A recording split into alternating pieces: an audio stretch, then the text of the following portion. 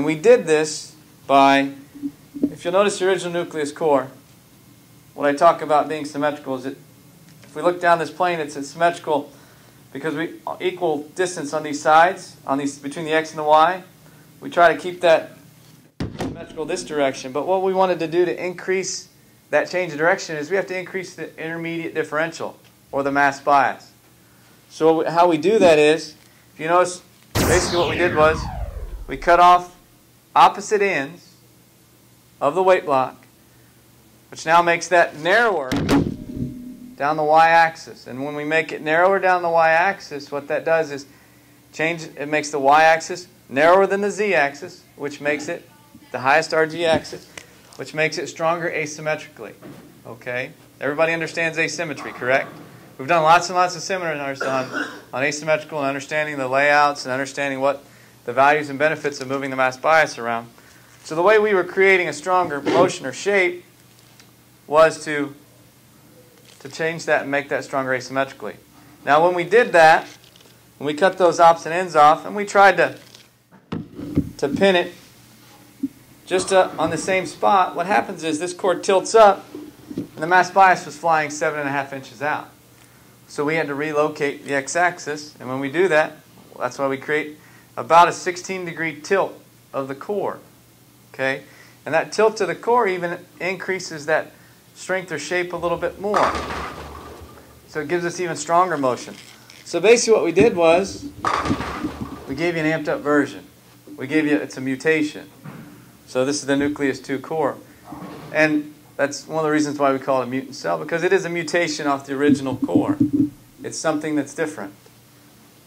And it's something that you'll see when you get out here and throw some of the matchmaker balls, or some of the guys that have seen it on tour, and I'll let Jeff talk a little bit about that, is the comment was it's like a cell on steroids. But with still that predictable motion that has made that cell series so successful.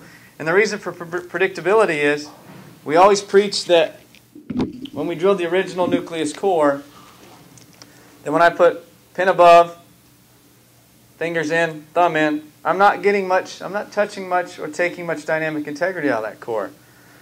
The USPC did a study on just on the cell ball alone. They drilled several different ways, trying to see how much the ball would change before and after drilling. Because this is a big thing that's being preached or taught throughout the industry, and it does make a difference. One of my good friends, Mr. Mo Pinnell, has gone around teaching you about placing of holes, weight holes, to change differentials, change mass bias, strengths. But that's still very dependent on player, very dependent on where you're putting holes.